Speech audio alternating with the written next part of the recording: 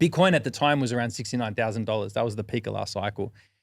No one wanted to buy Bitcoin. It was $69,000, right? It's like, well, I'm not going to make any money on something that's already $69,000. I missed the boat on Bitcoin, right?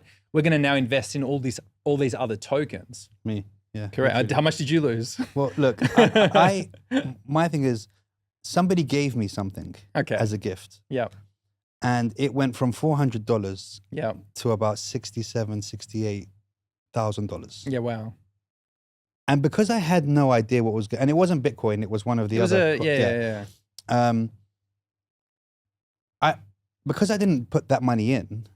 I didn't think, okay, let's just cash out. I was like, okay, this is the way it works, and I guess I can be a millionaire in a year. It's going up forever. Yeah, kind of thing. So I didn't, and like 2 weeks later, it was like $100. And I was like, this is a bit dodge. Correct.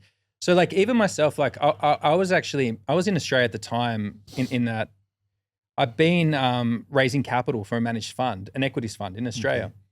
And I'd done a lot of work before online. I had a company in Australia too. My best friend is actually a stockbroker. And me and him ran a company for about 7 years, digital marketing company. It was a digital product, and we were marketing it online. That went really well. And as we were having success with this, we were investing in equities in the Australian stock market, and we did really well from that as well. Now he's gone on to run a managed fund. It's one of the biggest in Australia. He's a value investor, actually. So one of the things that I got from working alongside him and learning from him was the value investing approach. This is like the Benjamin Graham, Warren Buffett approach to investing, where you need to look at the fundamentals. You got to look at cash flows and book value. And that's how you buy a company. You want to look at something that's priced, not necessarily cheaply, but priced reasonably, but has good, future potential. It's going to make money in the future. It's got good management, good company. And, the stock price is reasonable. Okay, I'm going to buy this stock and it's going to go up because the fundamentals are there to drive it up, right?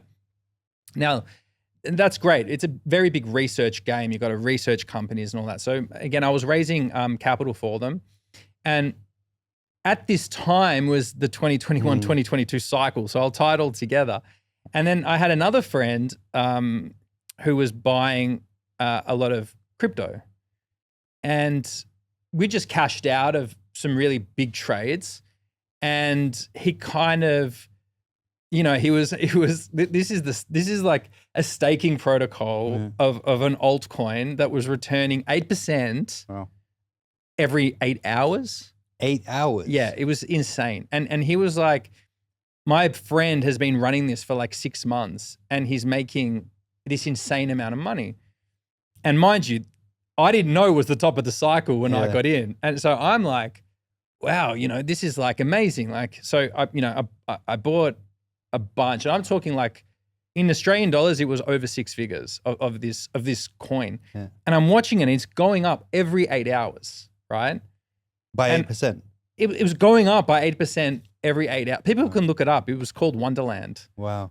This was a big catastrophe in the crypto space. It was just before the FTX blow up, but this was a huge one in DeFi. So you can look it up, the Wonderland. It was time. the fire festival of crypto. Kind of, right? So I'm seeing it for the first time. I'd never bought any crypto before. And then these things are like just ticking over. So what do? I buy more.